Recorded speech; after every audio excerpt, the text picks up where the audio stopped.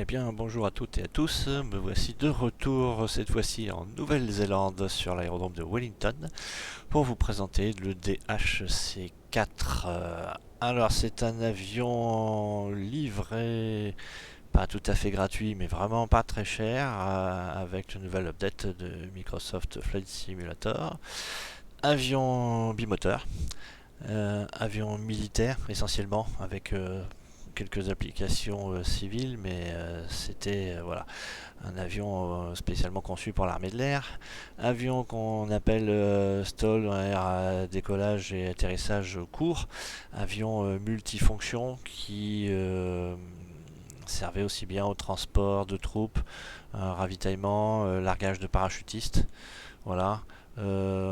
Qu'est-ce qu'on peut dire? C'est un avion très polyvalent, donc un peu la camionnette de l'air, on va l'appeler comme ça, avec un chargement par l'arrière, donc là que j'ai pas ouvert mais qu'on verra à la fin de la vidéo. En termes de modèle de vol, on est sur quelque chose de très très chouette, quoi. Très détaillé. Vous voyez ici, si on se penche sur les surfaces d'ailes, bon, ça brille, il y a du reflet, il y a du rivet, il y a de la couleur, il y a de la salissure, il y a tout ce qu'on aime voir sur un avion de ces années-là, hein, c'est-à-dire relativement ancien. On n'est pas aujourd'hui sur un avion très moderne. On peut regarder, on va s'approcher un peu pour voir sûrement les détails moteurs ici. Vous voyez, donc voilà. Vous voyez bien tout, on sent que c'est un avion ancien, hein, le détail est même jusque sur les parties moteurs. Donc sur les roues aussi, je ne sais pas si on voit bien les roues, on va s'approcher un petit peu des roues, et voilà. Bon, on est sur du quelque chose de très qualitatif, de très ancien, qui fait réel. Voilà, c'est ce côté très immersif ici, avec les pilotes. Une des caractéristiques de cet avion, c'est, vous voyez, on a une verrière ici très très ouverte, avec plein de choses à voir. Donc un avion sûrement très agréable à piloter. On va voir ça plus en détail dans quelques instants. Voilà, allez, on fait juste encore un petit tour pour voir qu'il est très chouette. Bon, il a une allure un peu spéciale, quoi. Bon, un avion de transport, un avion cargo, c'est pas spécialement racé comme avion, mais c'est sympa. Allez, on rentre tout de suite à l'intérieur pour voir ce qui s'y passe. Donc, bah oui, qui dit avion moderne dit cadran, bouton, plein de trucs partout, dans tous les sens. Un petit peu déroutant dans un premier abord, mais finalement, vous allez voir, c'est un avion qui est relativement simple à piloter. Voilà, hein, vous admirez les textures, le sol, tout ça, c'est toujours très très bien réalisé, même l'intérieur, vous voyez, on a ce côté très vieilli, alors avec beaucoup d'instruments anciens qu'on a laissé là pour le fun, qui sont pas du tout actifs, le panneau d'interrupteur, enfin de fusible derrière qui est interactif par endroit, c'est-à-dire qu'on peut sauter certaines choses, mais d'autres se le font pas. Bien sûr, je vais tomber sur toutes celles qui se font. Je vais les remettre avant d'avoir des ennuis. Ouais, voilà, par exemple, celle-là, elle marche pas. Bon, enfin, ce qui sert est là quand même actif. Alors, on a ici un panneau qu'on verra à la fin de la vidéo aussi, qui est le contrôle des portes cargo. Ça, on n'a pas trop besoin. On va juste regarder qu'on a la porte de communication ici, qui coulisse avec un beau bruit de ferraille. Et puis, voilà, là, c'était un aménagement, je vais dire, classique, avec dans le fond ici, passager, mais bon, militaire. Hein. Alors, on a assis sans grand confort, rapatriement sanitaire, avec quelques couchettes brancards. Enfin, voilà. Voilà. Et puis, voilà, le fond qui va s'ouvrir. Alors, pour l'instant, on n'a pas besoin de tout ça. On va refermer la porte. On va finir le tour, donc voilà, tout est un peu détaillé. Bien sûr, on peut pas aller chercher ce qu'il y a dans les sacs, mais voilà. Voilà, vous voyez même l'assise du siège pilote, elle est bien faite, mécaniquement, tout ça, c'est très très chouette. Alors la particularité de cet avion ici, que quand on rentre, on n'a pas beaucoup de place, et donc du coup, la console centrale est légèrement rentrée, mais il suffit simplement de tirer dessus, et puis elle va prendre sa position, une fois que les pilotes sont assis. Voilà, allez, on va regarder ça un peu plus en détail, on va rentrer la console pour pouvoir aller s'asseoir. Maintenant qu'on est en place, on la ressort. Non, j'aime bien la faire grincer en fait. Et là, qu'est-ce qu'on s'aperçoit? C'est que c'est très immersif comme avion, très vivant. Hein. Voilà, on a de la salissure partout, on a de l'usure, on voit que c'est un avion qui a servi. Puis alors, le rendu du tableau de bord, moi, waouh.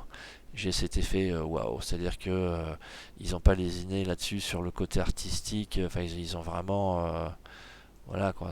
On touche du doigt des vrais cadrans quand on y est. Moi j'y crois complètement. Voilà, donc une très très belle réalisation là-dessus. Allez, on va revenir un petit peu plus en arrière. On va regarder cette fameuse structure complètement ouverte hein, ici, donc ce qui va vous donner une visibilité assez exceptionnelle lorsqu'on est en vol, puisqu'on voit de partout. On va finir sur les caractéristiques de chez de Havilland. Hein. Donc eux, ils aiment bien avoir tout ce qui va être commande ici au plafond. Quoi. On n'a rien ici en centrale sur les consoles, comme dans les avions classiques. Donc commande, voilà, ici les gaz. Donc séparé en deux, hein, on peut les actionner sans problème avec ce qu'on va appeler ici le reverse. On en discutera tout à l'heure. Vous voyez, quand on va l'incliner dans ce sens-là, bah, on va faire tourner les pas d'hélice en négatif et puis ça va créer du frein. Bon, même chose hein, sur les commandes de vol ici, vous avez le train d'atterrissage qui se rentre par cette petite manette hein, comme ça là. Ouais, on incline. Bon, on fait pas ça quand on est au sol, hein, parce que sinon l'avion il va s'asseoir. Les commandes des volets qui sont ici, c'est pareil, je vais vous l'actionner avec mon joystick. Voilà. Donc pas très lisible, c'est-à-dire que vous voyez en fait le bord de cette espèce de semblant de volet là, il indique l'ouverture, donc 15 degrés ici, 20 degrés, 25, bon ça se voit plus ou moins bien. Heureusement, pour contre ça, on a un rappel sur le tableau de bord. Je vous montrerai tout à l'heure. Tout ce qui va être pas d'hélice ici, c'est là. Ce qui va être la richesse, elle est ici. On a la commande des feux de position, enfin pas de position, de roulage et d'atterrissage qui sont là. Chose un peu étrange, mais bon, peut-être pas tant que ça. C'est que on a ici séparé les magnétos. Au lieu de les avoir près de commandes d'allumage des moteurs, elles sont au plafond. Bon, faut le savoir. Comme la commande réchauffage carbu, elle est ici, puis c'est vraiment un gros bouton. Quoi. Donc c'est très utile cette affaire-là. Alors bon, elle est très en évidence. Voilà. Donc des commandes déportées ici. Sur le plafond, alors que normalement elles sont plutôt présentes ici. Vous voyez, on a peut-être presque la place pour mettre les manettes des gaz, mais bon, on a choisi de faire rentrer la console centrale. Alors, qu'est-ce que je peux vous dire aussi là-dessus Bon, un petit peu un manque de finition, c'est-à-dire que voilà, ici on peut pas l'ouvrir. Votre carreau, c'est un peu dommage parce que du coup on n'a pas la différence de son intérieur-extérieur. Bon, c'est pas fondamental quand on vole. Pareil, sûrement un peu le manque de finition ici. On peut pas ouvrir la trappe de sécurité qui permet au pilote de s'échapper, de se sauver en cas de problème. Voilà, donc bon, quelques petits manques de finition, pas trop faire avancer, reculer le fauteuil. Bon, on va me dire, je chipote un peu là, mais voilà, ça fait partie du global de cet avion. Bon, il est pas très cher, d'accord, mais moi j'aime bien qu'on finisse ce genre de détails, quoi. C'est ouvrir les fenêtres, tout ça, c'est quand même vraiment sympa. J'ai pas oublié de loquer. Ah non, non, non. Donc ça ne s'ouvre vraiment pas. Allez, donc un très beau yoke hein, ici, très à l'ancienne, avec rien d'actif dessus. Bon, bah donc du coup, il grince un peu. Ah oui, on sent le frottement, on l'entend légèrement le frottement. D'accord, alors on peut le faire disparaître bien sûr, puisqu'il va quand même masquer pas mal de choses sur les instruments. Alors on va pas faire un tour complet des instruments, parce qu'il y a beaucoup de choses qui sont très classiques par rapport aux avions euh, plus récents, mais on va s'intéresser à quelques spécificités qu'on voit pas toujours partout. Alors comme toujours dans ce type d'avion, moi j'ai des vues prédéterminées de manière à m'y rendre rapidement et pas toujours bouger comme ça, zoomer. Voilà, donc là j'ai mon côté. Commandant de bord, le pilote. Donc ça c'est les instruments très classiques avec un badin ici qui a une drôle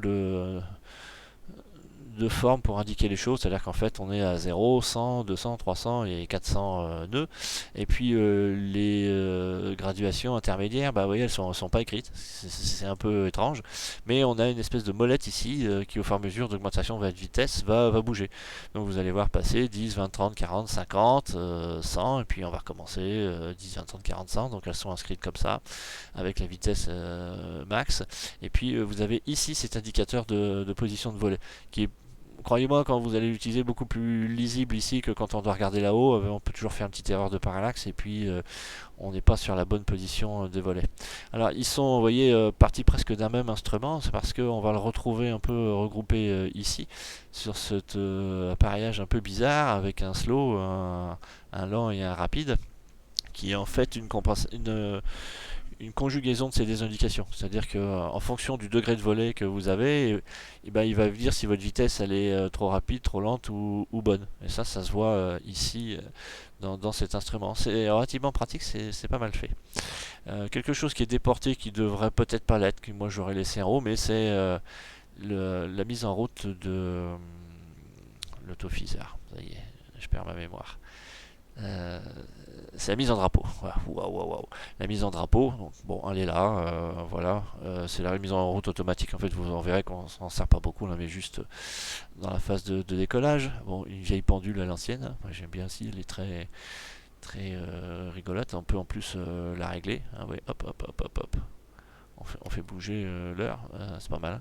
Enfin, ça permet de mettre à l'heure, ça n'a pas beaucoup d'usage puisque généralement ça prend l'heure du système. Tout ce qui va être le panneau ici de coupure, d'urgence pour le carburant et la mise en drapeau aussi avec les deux boutons, moteur droit, moteur gauche. Fire alarm, on verra tout à l'heure si on peut le... Non, bah, il marche pas ici. Bon d'accord, il y a que celui-là qui fonctionne en fait, qui a coupure d'essence. Voilà, sous le petit capot.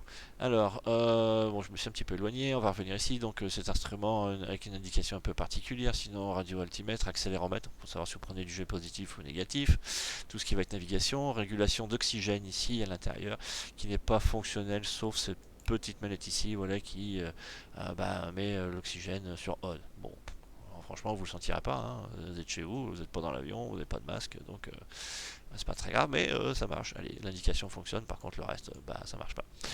Normal, on n'a pas d'usage, voilà, donc ça un titre indicatif. Sinon après, l'altimètre, vario, tout ça, ça fonctionne. Tout ce qui va être indication de radio-navigation, radio-compas, VOR, ILS. La partie un peu centrale ici, mais qui est plutôt côté pilote, votre quantité d'essence dans l'avion, donc deux réservoirs, un dans chaque aile. La gestion des pompes d'alimentation, on va surtout s'en servir au départ. Il y a un peu de crossfeed, bon ça ce sera pour plus tard. Le système de dégivrage qui va être là et au centre. Voilà, donc là, la conduite vraiment moteur, donc avec pression d'admission, tour minute pour les pas d'hélice, pression d'essence et pression d'huile. Bon, c'est un peu curieux de coupler les deux sur un même instrument. Moi, j'aime bien les avoir à part sur la pression d'essence, parce que ça porte toujours confusion. Est-ce qu'on a la température d'essence, pression d'essence? Bon, là, ils ont mis les pressions. Par contre, ici, je trouve très clair ici, température carburateur, température cylindre et température d'huile. Voilà. Bon, j'aurais un peu mis, enfin, j'aurais échangé ces deux côtés-là, mais bon, c'est pour moi qui ai conçu l'avion. Alors, on va en rester là. Voilà, donc la même chose, moteur droit, moteur gauche. Alors on va rester côté pilote. Tout ce qui va être système de démarrage de moteur, eh bien c'est ici. On va revoir ça bientôt. Tout ce qui va être électrique éclairage, donc ça par contre ça fonctionne pas, donc vous embêtez pas avec ça. Ça va être les éclairages intérieurs, donc ça c'est ici, et ça les éclairages de position, de navigation, c'est de ce côté-là.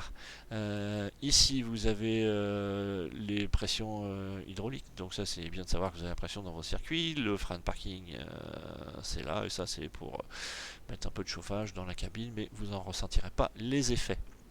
Voilà, donc rapidement, les instruments. On va passer sur la console centrale avec toute cette partie là qui ne fonctionne pas. Ça sert à rien. C'est les vieux modes IFF, UHF surtout. Bon là on n'a plus. Ici vous avez votre TACAN. On peut en réglage. Alors c'est un avion militaire, hein, donc c'est un système plutôt militaire le TACAN. Vous avez les ADF, donc ADF 1, ADF 2, la navigation. Bon ça on tourne des petites manettes. Bon c'est pas actif parce que j'ai pas mis encore le contact. Et puis ce qui va être fréquence radio. On l'a modernisé cet avion puisque on lui a adjoint un GPS. Bon, je m'en sers pas des masses de GPS. Bon, vous avez un magnifique Garmin qui est positionné ici, plus après les fréquences, enfin les audios pour les fréquences radio, les identifications balises et tout ça. Voilà, allez, je me relever parce que là, je penchais comme ça à mon âge, c'est pas bon. Bah écoutez, je vous ai un petit peu tout dit, sauf que, bah oui, ça n'a pas échappé à votre sagacité. Maintenant, de pilotes vétérans habitués aux vieux avions, il n'y a pas d'autopilote. Bah oui, il n'y a pas d'autopilote. Bah voilà, donc on va tout faire à la main, tout est manuel, il faut maîtriser cet avion. Donc c'est pour ça que j'aime bien ce type d'appareil, parce que c'est nous qui faisons. Bon, bah écoutez, voilà, allez, sans plus tarder, bien, on va réveiller cet appareil et puis on va s'y mettre. Alors, le réveil, eh ben, c'est toujours ici avec la batterie. Donc vous entendez ici la batterie. Ça j'aime bien ce petit genre de simulation qui vous met dans l'ambiance. Une fois qu'on a allumé la batterie, ce qu'on va constater, c'est qu'il y a des choses qui se sont allumées, donc tout ce qui est en défaut, donc pression d'huile, pression d'hydraulique, enfin bref, enfin pas pression, pas pression d'électricité, mais un défaut d'électricité ici qu'on corrigera lorsqu'on aura mis l'avion en haute. Voilà, donc on commence par ça. Euh, alors, vous avez ici une indication starter max 30. Je vais en parler tout de suite parce que ça fait partie du système de démarrage. Le système de démarrage est un petit peu vieillot et comme sur tous ces avions bimoteurs, vous avez ici une petite colonne qui était le démarreur. Donc démarreur pour moteur gauche, pour moteur droit. Un VIB qui n'est pas actif ici, donc du coup vous oubliez. Le fameux primaire, toujours mettre de l'essence et un peu d'huile pour faciliter le démarrage, donc il se met à gauche et à droite. Et le starter principal c'est ce qui va vous donner l'énergie, c'est ce qui est normalement aussi alimenté par les groupes de parc. Alors il est marqué max 30 secondes parce que ça prend beaucoup d'énergie puis ça chauffe. Donc on ne le laisse pas tout le temps. Donc quand on va démarrer l'avion, on va le mettre en route ici. Et puis lorsque le moteur aura démarré, eh ben, on va l'arrêter et on va le laisser se reposer. Normalement on réutilise que 30 secondes, voire à 1 minute plus tard. Bien, ça c'est juste à savoir. Microsoft est permissif et si vous le laissez quand même allumer, il s'en fout, ça va fonctionner. Mais ici, dans ces vidéos, moi je fais toujours au plus près de la réalité, même si c'est pas fondamental et obligatoire, même si Microsoft va passer au-delà de tout ça. Alors, on va remonter tout de suite en haut et on va mettre le système en haut. Donc on va démarrer avec plein de petits pas. Donc on pousse tout ça vers l'avant. Vous avez ici une manette particulière qui n'est pas en fait une manette, qui est une cale. Ça s'appelle le Ghost Lock. C'est-à-dire que quand vous poussez votre manette des gaz ici, vous voyez, boum, elle vient de buter contre. Ça vous limite le débattement, surtout quand vous êtes au sol. Vous n'avez pas besoin de la toute puissance, donc ça évite que vous fassiez une fausse manœuvre et puis qu'on lance les moteurs à fond et qu'on tamponne quelqu'un. Enfin voilà. Donc quand on va voler, on va l'enlever avant le décollage. Et puis, on n'aura plus besoin de le remettre, sauf que quand on reviendra au sol, ici, c'est une espèce de sécurité. Voilà, donc pour pas les oublier, pourquoi je vous ai monté ici, d'ailleurs pour qu'on mette les pas d'hélice, qu'on mette tout de suite les magnétos sur Boss, parce qu'après on les perd un peu de vue parce qu'ils sont pas avec le système de démarrage. On va laisser la manette de riche ici fermée. C'est un système de démarrage vraiment à l'ancienne.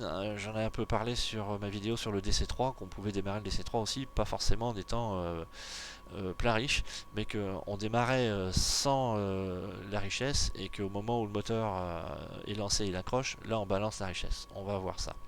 Voilà, donc ça c'est fait ici. On va. Attendez, je me suis mis sur la position mécanicien navigant, celle du milieu. Voilà, ça c'est ma position pilote. Alors, on démarre le moteur gauche avant le moteur droit, sauf si on est sur frein de parc, on fait sur groupe de parc si on fait l'inverse, mais là on n'a pas de groupe de parc, donc le gauche. Alors, on va lui mettre un petit peu de boost, de pompe. Donc vous voyez, on le laisse sur normal. Puis je sais pas si vous avez vu ici, mais hop, la pression s'est mise ici sur ce cadran qui est moteur gauche, en disant voilà, j'ai de la pression d'essence. Ça c'est magnifique.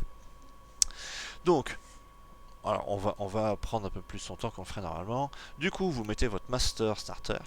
Vous allez mettre du primaire à gauche, ici. Et normalement, à partir de là, vous pouvez allumer. Lorsque le moteur va démarrer, je vais enclencher ma richesse. C'est-à-dire que je vais mettre ma richesse sur plein riche. Alors pour faire ça, moi j'ai programmé quelques vues pour le voir normalement, et puis la richesse elle est sur ma manette. Donc je mets sur Starter ici, vous voyez, il s'enclenche, il y est, une fois qu'il a démarré, voilà, j'ai mis plein riche. Vous voyez, mon moteur a démarré. Alors, je vais revenir ici. Normalement, je regarde que ma pression d'huile, elle est bien montée. Ma température d'huile, elle va commencer à grimper. Je n'ai plus besoin de mon boost ici. Je l'enlève. Vous voyez, j'ai une légère chute de ma pression d'essence. Je n'ai plus besoin de mon primaire parce que je viens de le faire. Et, en toute logique, je défrais ici mon master starter pour le laisser se reposer. Ce qui me donne le temps de préparer normalement le démarrage de mon moteur droit. Donc, moteur droit ici. Je vais mettre la pompe d'essence. Vous voyez ici, même chose, ça a dégagé l'essence. Je vais donc mettre cette fois-ci le primeur à droite. Je vais réenclencher mon master. Je vais faire exactement la même chose ici. Je vais lancer le starter. Dès que ça accroche, hop, voilà. Hop, je lance le plein riche et je suis sur plein riche. Je reviens. Non, ça c'est la radio, j'en ai pas besoin. Vous voyez ici, donc la pression d'huile est bien montée, et puis la température va commencer à monter. Vous voyez ici sur le moteur qui est déjà allumé, elle est en train de se stabiliser. Donc même chose, je n'ai plus besoin de la pompe ici. Je vais rebouger gentiment par là. Je n'ai plus besoin de mon primaire, je le retire, et je n'ai plus besoin de mon starter. Et ça, je l'enlève. Voilà. Et là, vous avez démarré l'avion de façon très classique, conventionnelle. Après, si vous mettez le starter, vous mettez le plein riche, vous faites juste, même quelquefois, il n'y a pas besoin de primeur, on le met normalement en début de journée, au premier démarrage, quand le moteur est encore froid, vous lancez le starter, ça va démarrer tout seul, hein, vous n'avez pas à faire cette petite manip, mais voilà, ça c'est pour le côté sympa. La dilution des huiles, ça c'est quand vous avez un moteur partant froid. Ici, on lance ça, mais ça fonctionne, mais je suis pas sûr que, enfin le bouton marche, mais je suis pas sûr que ça soit vraiment actif dans le système. Très bien. Alors, lorsqu'on a fait ça, on a vu que mes lumières rouges ici, elles ont disparu, mes lumières oranges ici, elles ont disparu puisque j'ai de la pression. Mon hydraulique pas encore, et du coup ici, ça, je vais basculer mes inverteurs pour pouvoir avoir de la recharge dans mon avion. Ce que j'aurais dû faire avant, c'était de mettre mes feux de position, mon beacon ici, et mes feux de position là, pour signaler que l'avion allait démarrer. Bon, pas très grave. Qu'est-ce qui reste allumé? Voilà, il reste ici allumé tout ce qui va être navigation. Alors navigation, il suffit de cliquer sur le bouton et vous passez sur GPS. Vous avez vu l'indication, c'est défaite. Voilà, on le laisse sur nav. Quand vous voulez changer d'ILS, passer sur la fréquence 1 ou sur la fréquence 2, vous cliquez ici. Voilà, et même chose sur le GPS ici. Enfin, il y a plusieurs possibilités d'alterner sur vos navigations. Ça se commande ici par des petits boutons. Donc, en toute logique, ici on va avoir tout ce qui va être commande. Mon GPS ici, c'est allumé. Bon, moi je vais pas l'allumer plus que ça parce que je m'en servirai pas, puis je suis pas un fan des GPS. Voilà. Par contre, on va peut-être mettre un petit peu d'ADF pour voir si ça fonctionne l'ADF, parce que j'ai une fréquence ADF pas loin. J'ai 358. Allez, 358, ça doit le faire ça. Allez, 350, 350, 350, et puis le 8, c'est le petit bouton là-haut, on va y arriver. J'aurais pu aller dans l'autre sens, ça aurait été plus rapide, mais c'est pas grave. 358, le test.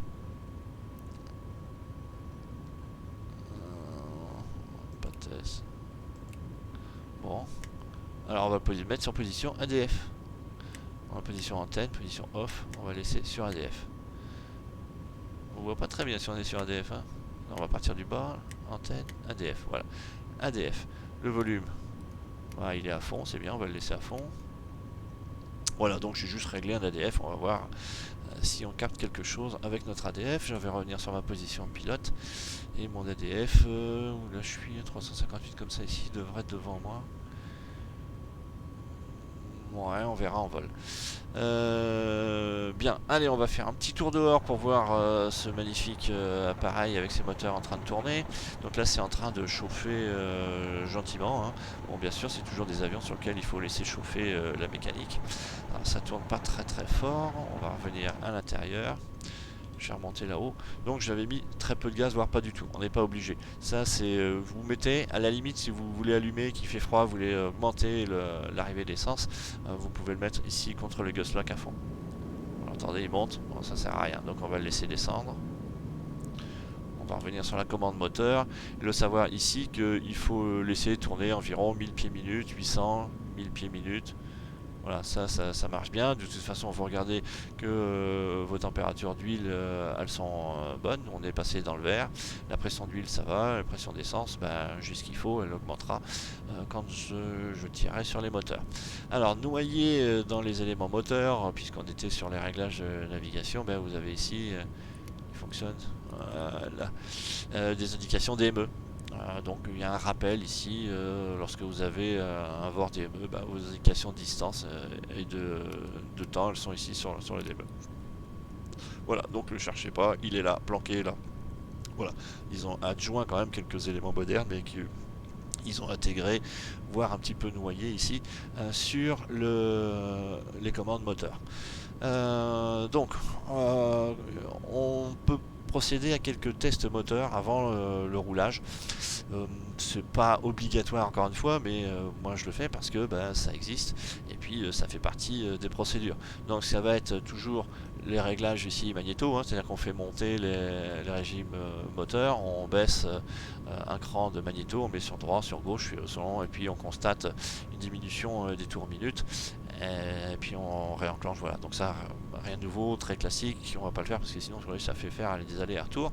Ce qu'on peut contrôler ici, là il faut monter un peu le régime moteur.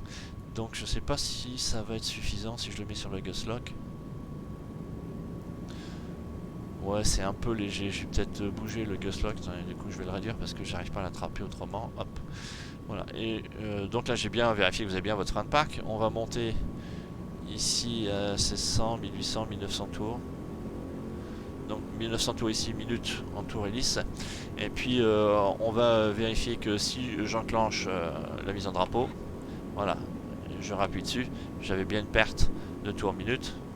On va le refaire sur l'autre, comme ça vous le verrez, je vais zoomer, comme ça on le verra mieux. Voilà, ici j'ai une perte de tours minutes, ici, et je le remets. Et on va remonter là-haut pour remettre. Voilà, parce que le fait d'avoir mis un drapeau, ça avait baissé ma commande de pas. Donc lorsque je fais test là, il faut que je le remette pour avoir une prise correcte sur mon pas. Alors on va réduire. Donc un truc qui ne marche pas, enfin qui n'est pas encore actif ici, c'est la mise en drapeau automatique. Alors, pour activer la mise en drapeau automatique, on va quand même le mettre, prenez l'habitude de le faire, parce que le jour où il activera, ben, ça sera dans votre routine. C'est le petit bouton que je vous ai montré tout à l'heure, donc on clique ici, et puis voilà, ça vous dit l'autofiseur, mise en drapeau automatique. Alors, comment est-ce qu'on contrôlait cette mise en drapeau automatique? C'est-à-dire qu'en fait, on remonte ici à 1500, 1900 tours minutes, voilà, et puis on poussait un moteur. Voilà, et dès qu'on avait un écart ici, normalement vous avez une mise en automatique, en drapeau automatique, donc le bouton ici aurait dû s'enclencher, parce que qu'est-ce qu'il fait ce système-là? Il mesure la différence de régime hélice entre les deux moteurs. Et puis bah, là, il n'a rien vu, donc il n'a rien bougé parce que ça marche pas. Donc lorsque la mise en drapeau automatique n'est pas fonctionnelle, on fait un test sur la mise en drapeau manuelle, comme je viens de faire. Mais je vous dis, ça deviendra sûrement automatique à un moment donné, donc on va le laisser. Donc là, on a fait quelques tests moteurs. On va se préparer pour le roulage. Se préparer pour le roulage, c'est ne pas oublier de mettre la mise en drapeau automatique, ça on le fait tout de suite. On va retirer le frein de parc ici, voilà, du coup je vais rester sur les freins sinon l'avion va avancer. Je vais une fois de plus zigouiller un personnel de piste, je suis désolé. Alors normalement je pourrais reculer, c'est-à-dire que si je mettais mes hélices en pas inverse, en auto-reverse, mon avion devrait reculer. Or, ça ne le fait pas. Je vais pas vous embêter avec ça. Ça viendra sûrement plus tard, mais là, c'est pas actif, ce qui fait que on est plutôt dans le théorique. Même chose quand on va atterrir, je vais mettre des auto-reverse, mais ils vont pas freiner grand chose. Par contre, vous allez voir que l'avion il freine quand même bien, même sans ça. Voilà, donc c'est normalement le dernier point qu'on aurait dû contrôler, c'est-à-dire que les auto-reverse. D'ailleurs, on peut toujours le contrôler fictivement, c'est-à-dire que j'ai mis, je vais d'ailleurs l'enlever, on va mettre les auto-reverse, donc ouais, je vais reculer ici, voilà, et je mets en auto-reverse. Donc j'ai un changement de pas, vous voyez. Et ce que vous avez peut-être pas vu, mais ici, c'est que vous avez deux lumières qui sont allumées pour dire que vous êtes sur un pas d'hélice inverse. On va du coup les désenclencher. Voilà, et donc ouais, le mécanisme se remet en place sur un pas d'hélice normal. Non, il faut... Voilà. Voilà. Et donc du coup, vous remettez un petit peu de puissance pour que ça se réenclenche bien. Et on est bon. Voilà, donc c'est à peu près tous les seuls contrôles moteurs que vous pouvez faire. Une fois qu'on a fait ça, on va pas oublier de mettre tout de suite nos volets. Normalement, ça fait partie des checklists. Alors, on va décoller avec 20 degrés de volet. Donc, vous voyez, je viens de le mettre ici. Et je constate ici que mes 20 degrés de volet ils se sont affichés là aussi. C'est plus facile de le lire ici que de chaque fois lever la tête là-haut. Allez, on va lâcher les freins. Excusez-moi, monsieur, je suis désolé de vous découper en morceaux, mais faut vous pousser. Hein. Faut vous pousser. Alors, où est-ce qu'on va pouvoir aller? Donc là, vous voyez, tourne très bien. Bah, on va se mettre là ici au bout. Hein. On va pas être plus royaliste que le roi. On va freiner, on va ralentir un peu les moteurs. Bon, je suis quasiment au bout de piste. Ça, c'est très bien. Donc, on s'arrête sur le seuil. Oui, je le fais parce que hein, j'ai mauvaise conscience, mais j'aurais déjà dû demander l'autorisation de décoller. Je ne l'ai pas fait. Bah bien, puisque je zoome un peu comme ça, vous avez un petit température, une petite thermomètre. Donc nous sommes à 15 degrés. Pas très chaud en Nouvelle-Zélande, hein. M'étonne un peu ça. Enfin, c'est pas non plus Tahiti. Bien, alors on constate qu'il n'y a personne qui est sur la piste. Je n'ai même pas regardé le vent, mais je pense pas que j'en mets rarement dans les démos, donc j'ai pas dû en mettre. Je vois pas la manche à air.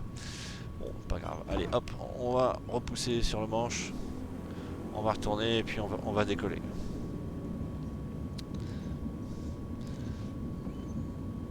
Alors, on va aller s'aligner, on va avancer tranquillement. On va prendre la belle bande jaune, on va la suivre. Voilà, on va se positionner, on va remettre un peu de puissance de gaz parce que sinon on va pas y arriver. Quand on tourne comme ça, lui, il freine. Alors ça se conduit très bien au pied. Hein. Voilà, dès que vous remettez un peu de puissance, on l'arrête. On va s'installer ici. Alors, qu'est-ce qu'elle nous dit, la procédure? Elle nous dit la procédure que lorsqu'on va décoller, bien, il faut remettre quand même les boost pompes en marche. On va mettre les boost pompes en marche. On va remonter là-haut pour... Alors, il ne faut pas les baisser, il faut les remonter ici. Voyez. Donc là, je sors et je mets sur white.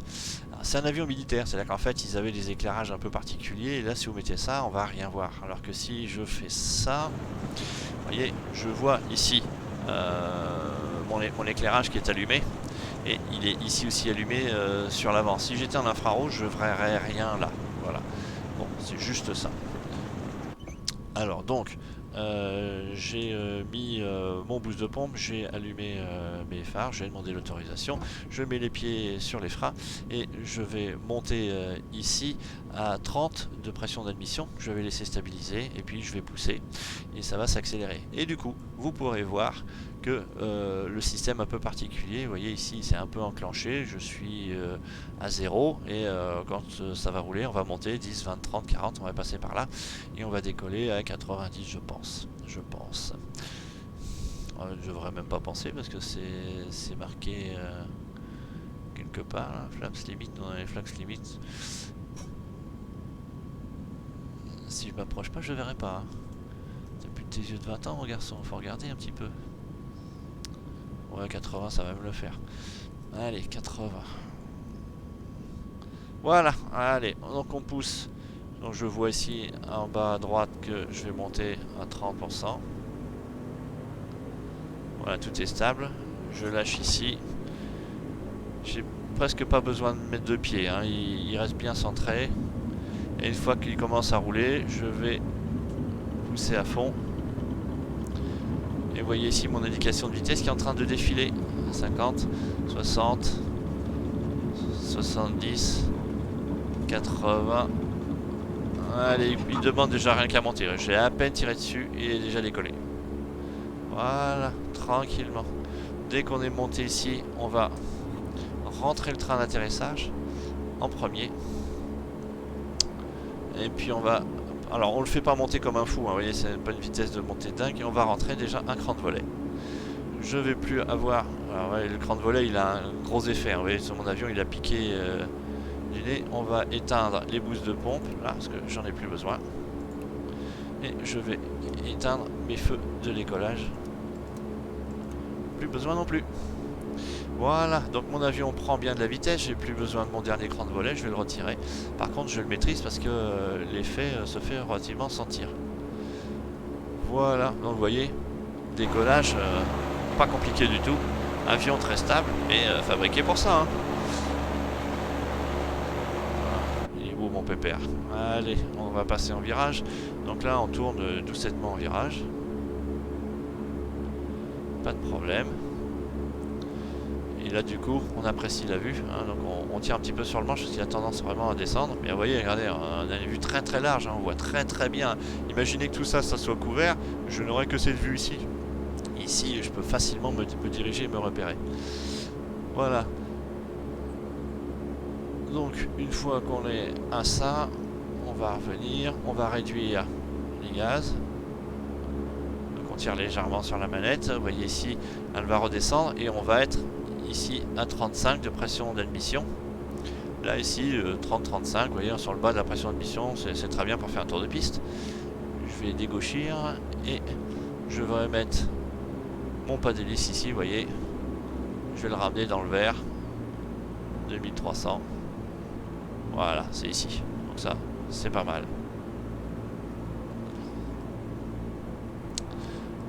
Et du coup, bah maintenant, il faut le tenir à la main, quoi, parce que là, il n'y a pas de pilotage automatique. Donc, on essaie de tenir son vario le plus neutre possible. Ma vitesse, elle n'a pas beaucoup augmenté, donc je suis à 140, 135, 140 par là. Voilà, et je suis sur un tour de piste. Donc, on va regarder ce qui se passe derrière. Ouais, voilà mon seuil de piste ici. Donc, nouvelle scène de Nouvelle-Zélande. Très chouette. On arrive sur la vente arrière. Alors j'ai programmé une petite touche copilote même. Est-ce que... Non, viens copilote, tu veux pas? Ah non, il veut pas. Bon bah j'ai rien dit, j'ai pas programmé de touche copilote. Voilà, et donc du coup ben, vous êtes toujours obligé de maintenir l'avion un peu comme ça, en l'état. On n'a pas trop le choix puisqu'on n'a pas de pilote automatique, mais c'est pas très grave. Alors, ce que je vous ai pas dit, c'est que normalement on roulait ici, hein, je vous avais dit avec le Guslock qui était désengagé. Donc avant de décoller, pensez bien à le pousser vers l'avant, sinon de toute façon vous allez vous rendre compte, hein, vous ne pourrez pas monter dans les tours minutes, ça va pas être très compliqué puisque ça sera bloqué. Voilà, donc l'utilisation ici de la commande de richesse, bah c'est comme chaque fois, hein, on regarde ça avec la température cylindre et puis pas de baisse de richesse lorsqu'on est en dessous de 3000 pieds. Donc là on n'est pas très très haut, hein, on a 2000 ici, 2500 pieds. On va s'éloigner un petit peu. Alors moi je vais peut-être réaugmenter le son des moteurs parce que je les entends pas beaucoup. Je trouve ça un peu dommage. Ouais. Bon, il tourne bien. Voilà, donc j'ai la pression d'essence, pression d'huile, tout est au vert. Température cylindre, température d'huile, vous voyez, elle est un peu élevée. Donc normalement je devrais jouer avec mes capots. Mais j'avoue à ma grande honte que j'ai pas fait suffisamment le tour de l'avion, que je sais pas où ils sont. Donc pas grave, on va réduire tout ça parce que c'est en train de monter. Allez, donc je vais réduire mes gaz et puis je vais commencer ma descente.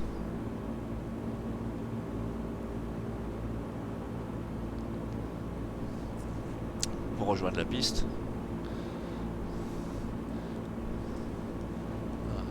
Toujours très belle vue. Ça j'aime beaucoup dans cet avion, hein, qu'on puisse avoir une vue comme ça. Ouais. Du coup on voit vraiment bien l'aérodrome de Wellington. On va remonter. Non, ne te mets pas en je sais pas quoi là. Hop, reviens ici, et toi? Non, encore une fois, allez. Hop, voilà. Bon, peut-être que j'accélère un peu mon virage. Et je vais sortir mon train d'atterrissage. Vous avez vu l'animation de la manette, hein, c'est assez rigolo. Et je vais réduire encore ma vitesse. Et je vais me remettre plein petit pas. On va aller chercher le final. Et on va réduire franchement les gaz. Voilà. Allez, on va mettre le premier cran de volet. L'avion va remonter. Ouais, franchement, il repousse du nez. Hein. Et la vitesse est en train de chuter. Donc, mon système d'indication ici, vous voyez, il me dit que pour les volets que j'ai, je suis encore trop rapide. Bon, on va te réduire.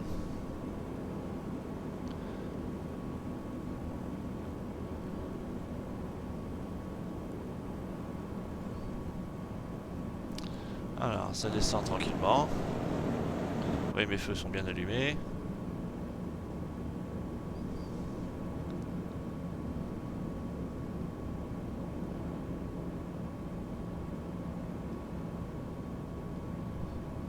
Je vais quand même remettre un cran de volet parce que là, ça me paraît un peu bizarre. On va mettre à 30 degrés de volet. Il freine pas beaucoup alors que ces volets là normalement il devrait me freiner un maximum. Alors l'approche est lente hein, sur ce type d'appareil puisqu'on est sur de l'atterrissage et du décollage court. Ah vous voyez, bon, ma petite aiguille ici a commencé à bouger. Il me dit que j'ai un peu vite, donc je vais lui faire confiance. Allez, je vais réduire.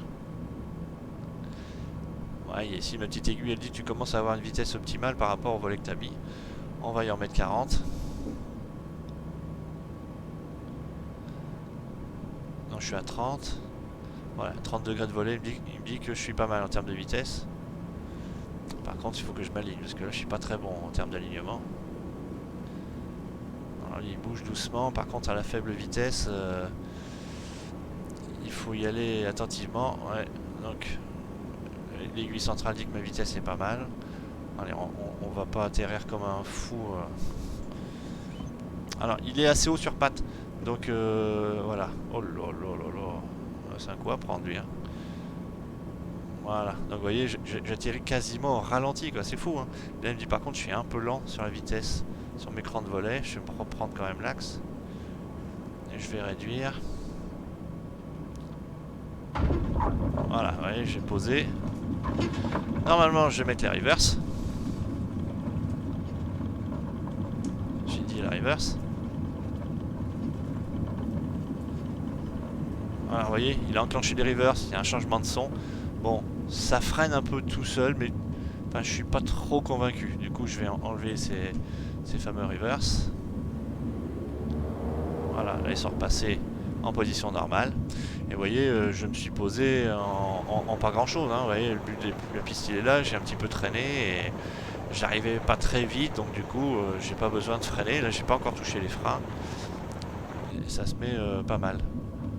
Bon, hein, du coup on va changer de côté de piste. Donc je peux relever mes volets. Je vais pouvoir rééteindre ici mes feux. J'en ai plus besoin. Et ce que j'ai oublié bien sûr, c'était... parce que, enfin, vous voyez ça marche quand même, mais si la procédure le dit par mesure de précaution, j'aurais dû remettre un petit peu de bouche de pont, c'est-à-dire les remettre sur normal. Allez, on va aller de l'autre côté. Ça vous verrez l'ensemble de Wellington.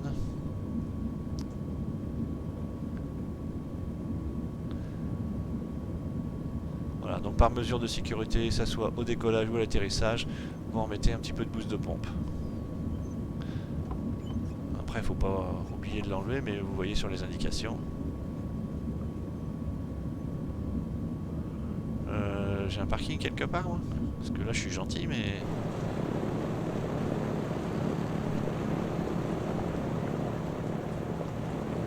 Parking, il n'y en a pas, là. Bon, enfin, on va s'arrêter là. Allez, on va se mettre là. Voilà, je suis en train d'écrabouiller toutes les lumières. Allez. Bon, sinon après il est très stable au pied, hein, ça se pilote vraiment impeccable. Ah, ça se conduit impeccable.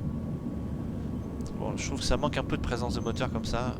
Après c'était peut-être comme ça, mais moi j'aime bien entendre les moteurs. Voilà, donc allez, on va se mettre ici, on se garde n'importe comment, n'importe où. On s'en fout, il n'y a pas de parc-mètre. Et on est arrivé. Alors, pour couper les moteurs, très classique, hein. Monter là-haut, allez, on coupe la richesse. Et du coup, c'est là que je dis, tiens, c'est pas mal d'avoir mis les magnétos là, parce que ça permet de couper les magnétos tout de suite. On ramène le pas d'hélice. On va ramener le fameux Gus Lock ici, pour bloquer les manettes. Mais c'est pas grave, on les met en bas ici. Donc on a tous nos petites lumières qui se sont réallumées, mais c'est pas bien grave.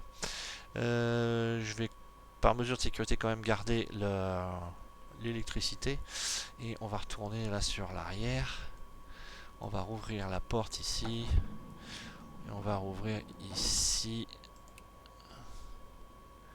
les petits boutons pour faire fonctionner la rampe.